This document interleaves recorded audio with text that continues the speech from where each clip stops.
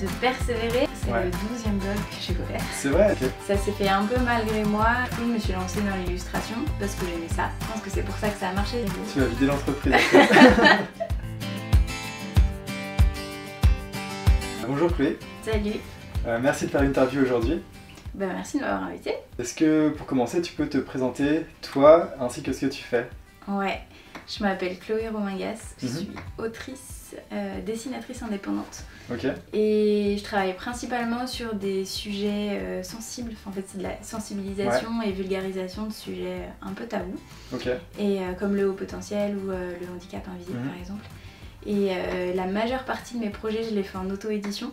Okay. Du coup, dans mon travail, il y a une partie vraiment, la partie auteur-dessinateur, où du coup c'est à peu près 70% création et 30% gestion, distribution, administrative, tout ça. D'accord, ok, super. Et quand est-ce que tu as commencé à faire ça? À te mettre à ton compte? Alors, je me suis mise à mon compte en 2016, mais j'ai trouvé le modèle actuel là, de mon activité en 2018. Ah ok, ok. Ouais. Et du coup, si on veut creuser un petit peu, pourquoi t'en es venu à te lancer à ton compte? Ça vient d'où? Pourquoi tu as fait ça? Alors, et qu'est-ce que tu faisais avant surtout? Avant je travaillais en entreprise, j'étais analyste stratégique et financière en entreprise. Et ça n'a rien à voir. Vraiment rien à voir. Vraiment rien à voir. Pour le coup, c'était 1% créativité, 99% analyse et chiffres. Mais, et alors en fait, c'est une reconversion professionnelle, mais c'est pas une reconversion qui a été mûrement réfléchie ni anticipée. Ça s'est fait un peu malgré moi. J'ai profité d'un moment de convalescence, j'ai dû arrêter mon travail parce que j'étais malade. En fait, pendant la convalescence, je me suis dit, j'ai vu dans l'entrepreneuriat une façon de rester active. Et du coup, je me suis dit, bon j'ai rien à perdre, donc autant me mettre à mon compte. C'est sûr. Et c'est ce que j'ai fait. Et du coup, c'était pas planifié, donc je savais pas à mon compte, mais dans quoi. C'est la deuxième question, tu vois. Ah oui, c'était d'accord. C'était pas sûr du tout. Je vais faire quelque chose en freelance, mais quoi. Et du coup, je me suis lancée dans l'illustration parce que j'aimais ça. Et après, j'ai tâtonné un peu pendant 2 ans et j'ai fini par trouver ce qui me plaisait vraiment et ce qui fonctionnait aussi, qui me permettait d'en vivre. Et donc pendant ces 2 ans-là, comment t'as géré cette période-là de transition, on va dire, jusqu'à ce que tu vraiment puisses en vivre et comment t'as géré ça? J'avais la chance d'être au chômage du coup. J'avais d'un commun accord avec mon employeur, comme je me sentais pas d'être 2 ans en arrêt maladie. Du coup, on avait rompu mon contrat, donc je pouvais toucher le chômage, ce qui fait que j'avais pas ce stress financier. Et puis j'avais pas non plus le stress de faut que ça marche tout de suite parce que tout le monde m'attend au tournant. Non, en vrai, tout le monde se disait oui bon, elle s'occupe, elle est malade. Donc j'avais pas cette pression-là. Et moi, je me mettais de la pression parce que je me disais bon, faut vraiment que j'arrive à... Que je trouve quelque chose derrière, que je me reconvertisse. Mais au pire, je me disais je retourne dans ce que je faisais avant. Tu vois, j'avais quand même cette une porte de sortie. C'était pas l'idéal, mais... Non. Donc au final, oui, c'était vraiment une volonté de vraiment trouver quelque chose qui te corresponde mieux aussi. Ouais, c'est ça. C'était vraiment ça. J'étais pas hyper heureuse dans ce que je faisais avant. Ça me déplaisait pas, mais ça me faisait pas vibrer non plus. Pas totalement épanouie dans ce que tu faisais. Et donc là, j'ai vraiment vu le moment où c'est un signe, il faut que je trouve quelque chose maintenant. J'avais un peu de pression quand même parce que je me disais après, si j'arrive pas à trouver ce qui me plaît vraiment, je vais retourner dans ce que je faisais avant et puis je vais rester toute ma vie dedans, tu vois. Ça paraît compliqué, entendu comme ça. C'est ça. Ok. Et du coup, tu as pris quel statut pour... Alors quand j'ai commencé, quand je me suis mise à mon compte, j'ai pris statut artiste-auteur. D'accord. Qui était... parce que je faisais que de l'original. Alors j'ai commencé par monter une marque de papeterie. Tu vois, ici le petit... D'accord.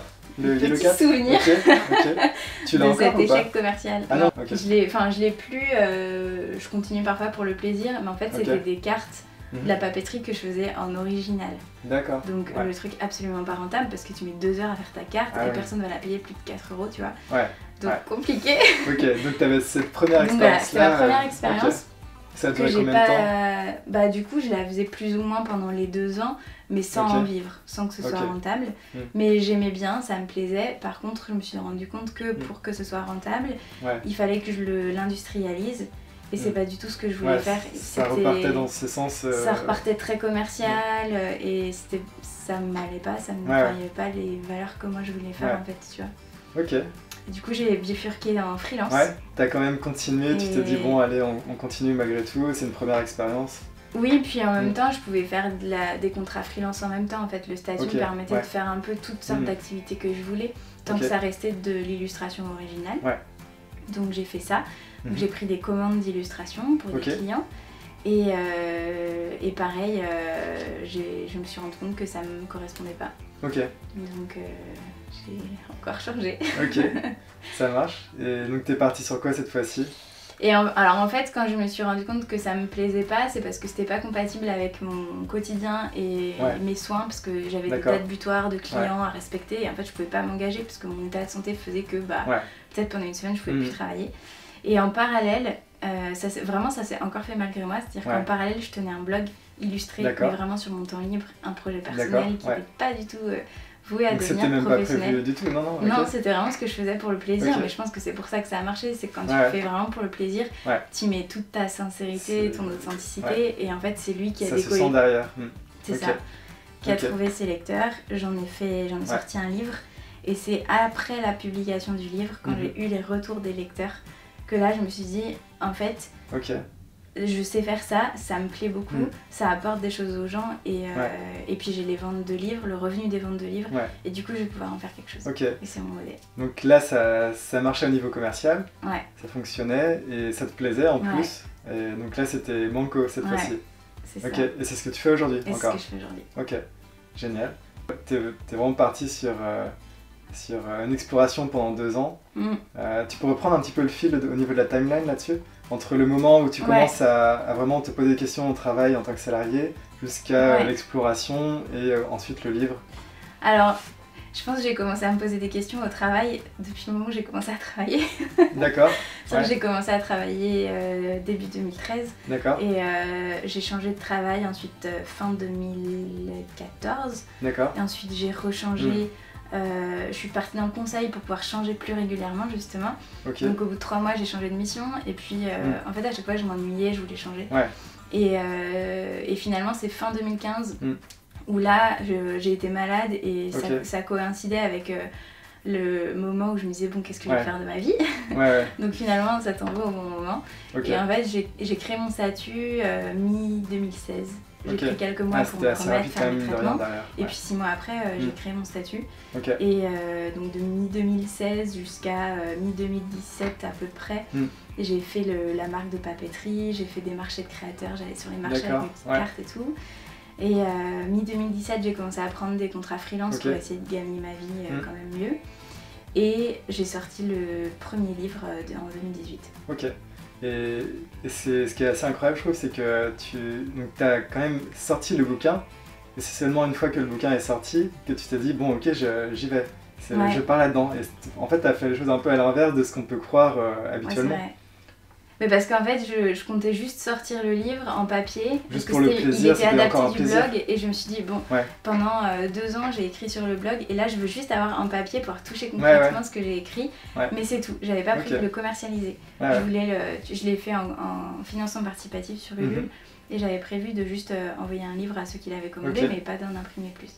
Et donc au final tu as complètement explosé ton objectif en plus. C'est ça. C'est ça qui m'a donné la confiance du coup. Je me suis dit j'avais prévu d'en imprimer 250 ou 500 et au final j'en ai imprimé 3000. C'est incroyable. Du coup qu'est-ce que je fais ? Et en fait je les ai commercialisés après. Et là j'ai tous les jours des ventes de livres. Donc, et aujourd'hui tu peux vivre de ça.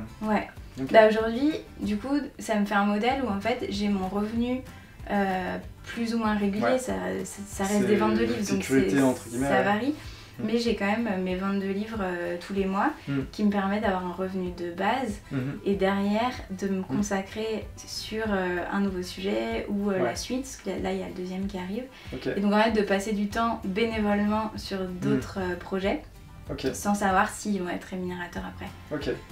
Et donc concrètement, de quoi ça parle ce livre et tous les sujets sur lesquels tu travailles ? T'as 2 heures là devant toi. Vas-y. Le premier, il s'appelle Rayure et Rature, du coup adapté du blog qui est le même nom.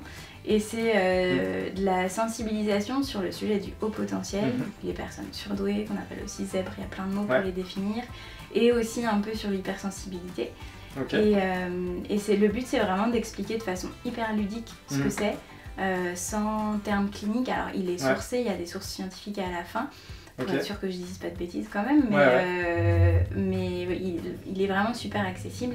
Et le but, c'est aussi à la fois de permettre aux personnes concernées de mieux comprendre et de dialoguer avec l'entourage en le laissant traîner sur le côté. Et c'est à peu près la même chose que j'aimerais faire sur le sujet des maladies invisibles, qui pour l'instant est un projet pas du tout rémunérateur parce qu'il vit que sur internet. Et voilà, ça permet de communiquer. Et les autres sujets sur lesquels tu travailles à côté en bénévole ou ça reste dans cette même branche? Celui-là, c'est celui sur les maladies invisibles. C'est ça, Pour l'instant, en fait, j'ai un compte Instagram dessus. Ça me permet, ça me permet de faire des recherches sur le sujet, de prendre le temps de chercher, de discuter avec les gens pour voir aussi si l'angle que j'ai pour m'exprimer là-dessus, il est bon, ou si j'ai des termes qui peuvent être un peu blessants par exemple, je m'en rends pas compte. Enfin tu vois, ça permet d'ajuster en fait le message par rapport aussi à ce dont ils ont besoin. C'est un petit peu comme ce que tu avais fait avec le blog dans un premier temps avec Rayure et Rature. Ouais, ça enrichit la réflexion en fait, les discussions avec les abonnés aussi. C'est génial, Et alors comment on écrit un livre? Comment on écrit un livre, surtout en auto-édition en plus? Comment t'as fait? Parce que t'avais pas d'expérience là-dedans, j'imagine. Donc, après, j'ai toujours aimé ça. Le premier, les deux sont très différents. C'est-à-dire que le premier, Rayure et Rature, c'est vraiment un livre où je l'ai écrit sur le blog en fait. Parce que je l'avais déjà, quand j'ai réfléchi au blog, j'avais déjà structuré. Donc je me suis dit, bah voilà, je voudrais traiter de tel thème, tel thème, tel thème, tel thème. Et ça s'articulait bien et j'avais un chapitre par thème en fait. Donc tu avais déjà ton livre écrit. Du coup j'avais déjà, c'était un article, c'est un chapitre en fait, tu vois. Donc ensuite j'ai compilé et puis j'ai mieux articulé, j'ai créé plus de liens. Mais la base quand même était faite. Et pour le deuxième c'est complètement différent parce que pour le coup j'avais pas prévu de l'écrire non plus. J'avais pas prévu de faire un autre livre sur ce sujet-là. Et en fait, c'est en discutant avec les gens que je me suis rendu compte qu'on parlait que des enfants ou un petit peu des adultes maintenant surdoués, mais pas des personnes âgées, pas trop des adolescents et tout. Et je m'intéressais vraiment aux personnes derrière leurs caractéristiques. Donc c'est plus du tout explicatif le deuxième. Et du coup là, ça a été 2 ans d'entretien, de rencontres. Donc c'était une méthode encore bien différente. Donc hyper différent. Et là j'ai mis beaucoup plus de temps à l'écrire du coup. Mais du coup, comment est-ce qu'on réalise vraiment un livre? Comment si demain par exemple quelqu'un qui n'y connaît rien se dit j'aimerais écrire un livre, comment on fait? Bah déjà il faut avoir une idée. Ça aide, c'est clair. Parce que du coup écrire un livre, parce que tu rêves d'écrire un livre, mais si t'as pas le sujet, il sera pas... J'ai envie de dire, il sera pas terrible, je sais pas si je peux dire ça, mais tu vois, c'est comme quand tu fais un projet en accord avec tes valeurs, en fait là il faut que tu aies vraiment ton message à transmettre, parce que si tu vois le livre comme un produit à vendre, ça va pas marcher, ça va pas être intéressant. Et ce que je trouve incroyable, c'est que tout le monde peut écrire un livre en fait, après ce que c'est intéressant, etc., mais n'importe qui peut écrire un livre et le mettre en vente, en publication. En auto-publication, en auto-édition, oui. Après, il y a plusieurs types d'auto-édition. Il y a l'auto-édition où tu passes par une plateforme et en fait tu soumets ton texte, mais derrière t'as pas de mise en page, c'est pas toi qui te charges de tout ça, et t'as pas les ventes non plus. Et donc ça c'est vraiment à la portée de tous. Après, si tu le fais de façon professionnelle, dans le sens où tu endosses vraiment le rôle de l'éditeur, c'est du travail. Ça demande, tu fais le travail de recherche en amont. Ce que tu as fait avec ton blog, ce que tu fais en interviewant les personnes. Après, t'as l'écriture. Tu fais l'écriture, Après, moi je fais d'abord l'écriture et après je cale les dessins. En fait, quand je fais l'écriture, je note des petites idées de ce que j'ai déjà en tête, ce que je veux dessiner. Mais ça ressemble à rien, donc je le mets juste là, on va avoir un petit truc. Et ensuite je passe au dessin. Là, c'est la phase que j'ai terminée par exemple. Ensuite, je passe à la mise en page pendant que je fais la campagne de financement participatif. Que je fais pour chaque nouveau livre, mais pas quand je fais un nouveau tirage d'un livre. Par exemple, Rayure et Rature 1, je fais le nouveau tirage, enfin les tirages supplémentaires avec les bénéfices des ventes. Mais pour un nouveau livre, ça ouais. permet de mesurer l'intérêt des gens en fait, du coup de savoir combien t'en imprimes pour pas gaspiller. Et du coup pendant que je fais la campagne, je fais la mise en page. Et en fait après, bah, t'as la production où j'ai un imprimeur, ce sera le même, ils sont hyper sympas, je les adore. Ok, et c'est vraiment à toi de faire tout ce travail de recherche avec les fournisseurs, de faire la mise en page, ça demande vraiment du travail, un petit peu de compétences peut-être ou d'exploration. Mais et après t'as la distribution. Oui, c'est-à-dire que t'as les libraires qui commandent sur ton site, donc il faut que t'aies ta boutique en ligne, ou que tu passes par des marketplaces. Il y a le service après-vente, il y a la préparation des commandes, donc c'est assez... Et une fois que c'est... Enfin là tu vois, la logistique elle est faite et du coup c'est bon. Ok, c'est vrai qu'il y a ce côté-là. Bon là on l'a moins avec Rayorature 1 parce que t'avais déjà trouvé tes lecteurs en termes de revenus, t'étais confortable pour une période assez large quand même, non? Bah du coup j'ai tout mis dans l'impression des livres. Ah oui, ok. Donc c'est-à-dire que j'ai choisi de mettre la somme que j'avais reçue pour imprimer plus de livres. Ouais, c'est ça. Histoire et de pas rémunérer mon travail en pariant sur derrière je vais réussir à vendre ces livres et c'est ce qui me permettra d'avoir un revenu plus stable. Ouais, parce que c'est ce que j'allais dire, derrière il y a toute la démarche commerciale aussi pour vendre son livre. Et comment tu t'y prends avec ça? Bah, j'ai la chance d'avoir donné tellement de contenu gratuit qu'en fait j'ai déjà la communauté et il y a les psychologues aussi qui recommandent beaucoup le livre, donc en fait c'est purement du bouche à oreille, j'ai pas de publicité, j'ai pas... Je sais pas si j'ai le droit de dire ça, mais du coup j'ai aucune stratégie commerciale, tu vois. Ouais, ça marche. Le fait de travailler seul, Comment tu gères ça du coup, le fait de travailler seul par rapport aux premières expériences où vraiment t'es en entreprise classique, voilà, t'as du monde, de bureau.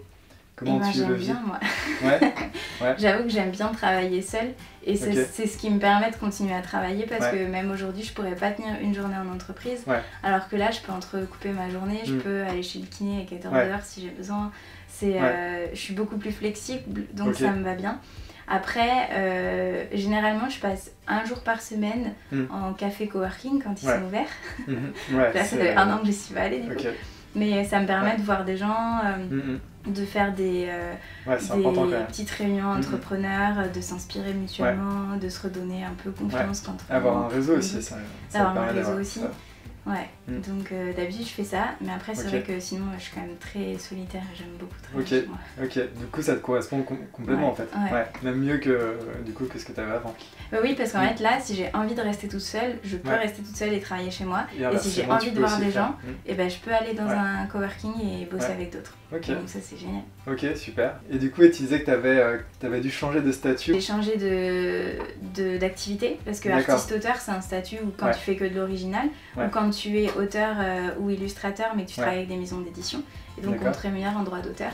Et là, du coup, c'est moi l'éditrice, donc en fait, c'est un chiffre d'affaires et c'est de la vente de marchandises, donc du coup, je suis passée en micro-entreprise.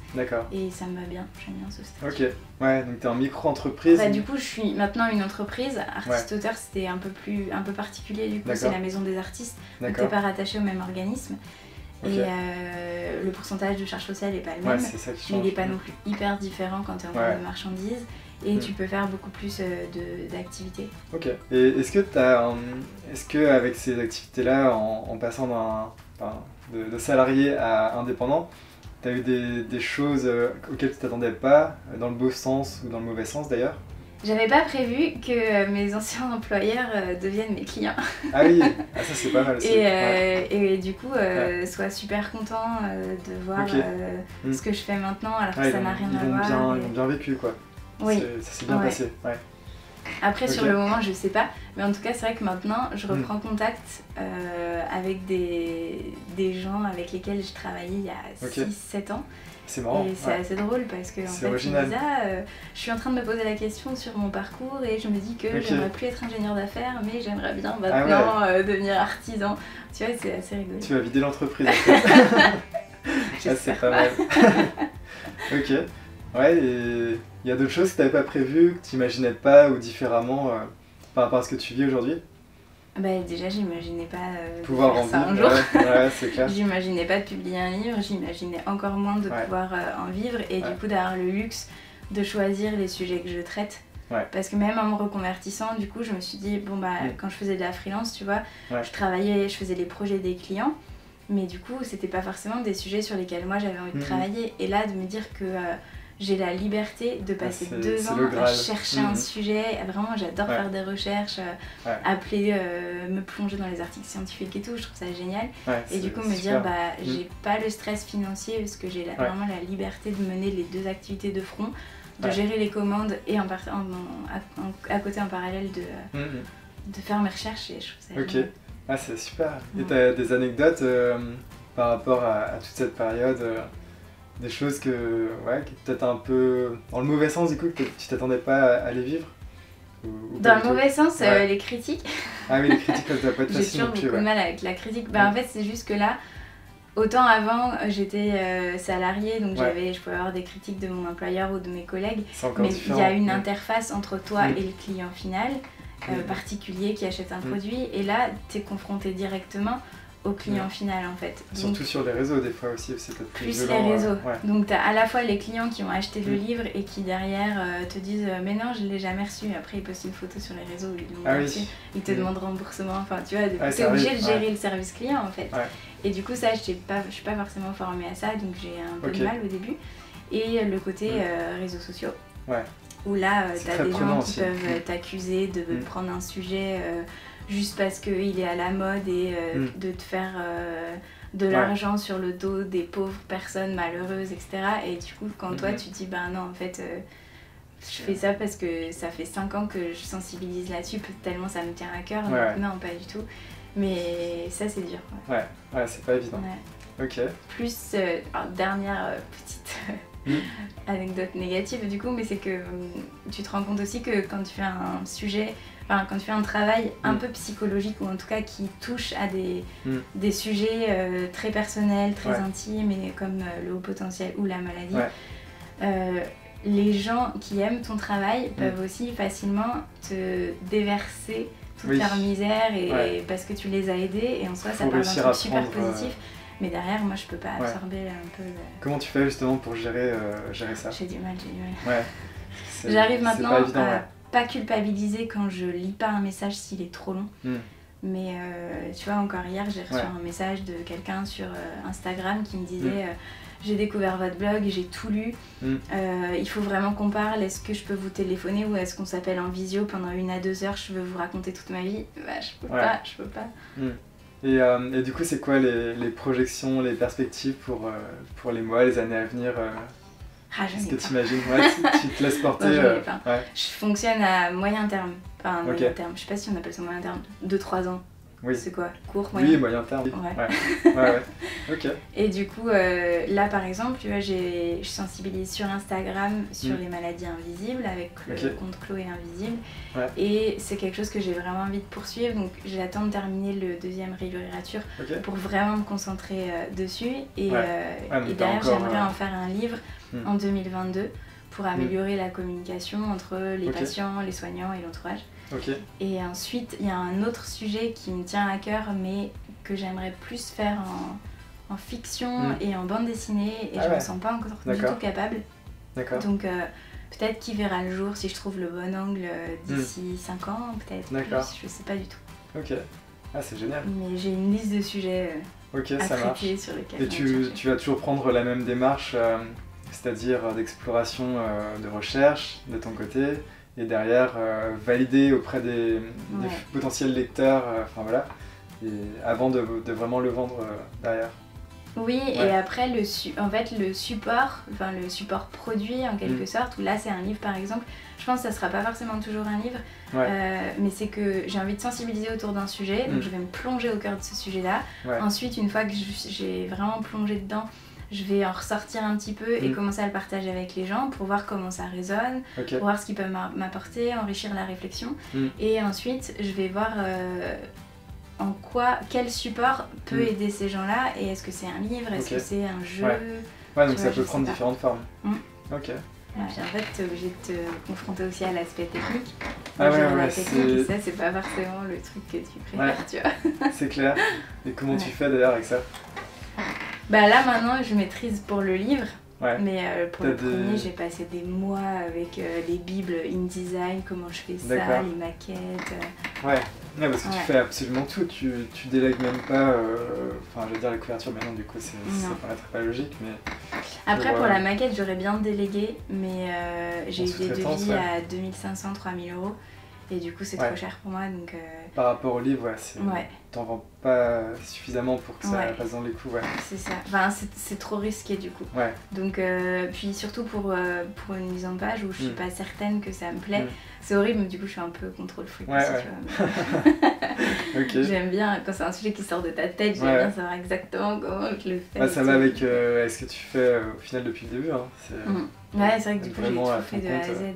Mais là, tu vois, même, c'est bête, hein, mais même déléguer la préparation des commandes, j'arrive pas. C'est vrai. Parce que j'adore écrire les adresses à la main sur mes colis quand je les envoie, tu vois. Mais ça fait partie aussi de l'histoire du livre aussi, en fait. Bah ouais, c'est ça. Il a été fait grâce aux gens, avec les gens, et du coup, maintenant, j'adore me dire, tiens, je l'envoie un passe des Myosotis, c'est trop mignon. Ah, c'est génial. On a vendu à l'étranger? Ouais, des Français qui sont expatriés peut-être. Ou alors des francophones, en tout cas, qui parlent suffisamment bien français. Est-ce que tu as des conseils pour les personnes qui voudraient se lancer à leur compte Est-ce que tu as des conseils pour... De se lancer de se lancer. De pas forcément attendre que le projet soit hyper défini, hyper réfléchi. Ça veut pas dire de le lancer à la va-vite, mais il y a quand même, selon le projet, le financement que ça nécessite, etc., tu peux quand même le lancer et ensuite en fait modifier ta trajectoire en fonction de ce que tu as fait aussi du coup. Bah, c'est ça en fait, c'est que j'ai lancé un truc et en fait ça m'a mis sur le chemin de l'entrepreneuriat, même si c'était pas du tout le bon modèle, et puis je me dis bah non ça va pas avec tel aspect de ma vie, donc hop je modifie un peu, je retourne et puis au final t'arrives à trouver un truc. C'est la force aussi de pouvoir le faire à sa manière. C'est vraiment ça. Donc vraiment de se lancer et même de pas attendre, parce que c'est toujours la peur qu'on a, de pas attendre que tout soit sûr, cadré, etc. Parce que finalement on n'est jamais sûr dans tous les cas. Ok, ça marche. Et juste un dernier truc, est-ce que t'as une journée type Non, t'as pas de journée type. Comment ça se passe une journée quand on est auteur, illustrateur et gestionnaire de tout ça Comment ça se passe une semaine? Alors, je vais essayer de faire... S'il y a quand même 1 heure tous les matins et tous les soirs, enfin 1 heure à peu près, pour préparer les commandes. D'accord. Donc en général, je me lève tôt et du coup, je prépare les commandes, ensuite je vais à la poste. J'habite juste à côté de la poste, je précise, parce que sinon ça complique les choses. Mais là, c'est vraiment à 30 secondes. Et après, moi je sais que je travaille bien pour tout ce qui est réflexion le matin. Donc le matin en général c'est soit de la recherche, soit de l'écriture si j'ai fini la partie recherche. Et l'après-midi les illustrations, parce qu'en général j'ai des rendez-vous médicaux en début d'après mais je suis complètement au KO. En fait je peux pas tenir une journée debout. Du coup le matin je suis OP et l'après-midi je suis allongée avec mon iPad et soit je dors et je peux pas travailler, soit j'avance sur les dessins. Ok, ça marche, super. Et est-ce que tu as autre chose que tu pourrais rajouter ou un mot de la fin?